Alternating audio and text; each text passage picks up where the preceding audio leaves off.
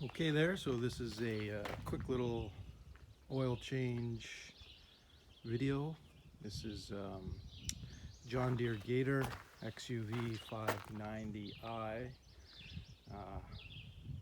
Haven't seen a specific oil change video online for this specific model in Canada, so I just wanted to give a quick little tutorial while I was doing it. I used some ramps here to back up just to give me a little bit more head space under there. It's a little bit tight without it. To get to the oil plug, drain plug, just underneath the back end here. It's pretty easy to get at, to get a wrench in there very easily.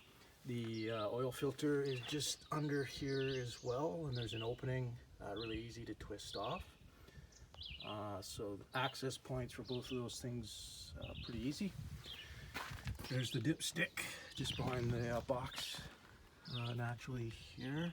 Really long dipsticks, kind of hard to get back in, get an accurate reading because it's so long. Anyways, that's where it is. And then in terms of the fill up,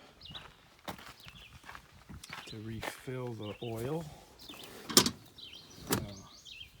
basically under the seats here, just a little box here, comes open, and there's the refill plug there. So pretty straightforward. Just run the engine, get everything warm,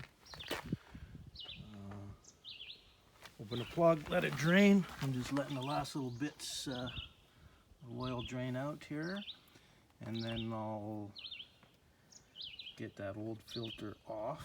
It's just under there. Can't see it. There's a little bit of opening to unscrew it, but it's easy once you get under there. You can see it. And I'll get the new oil filter on, get the plugs back in, fill it back up with new oil.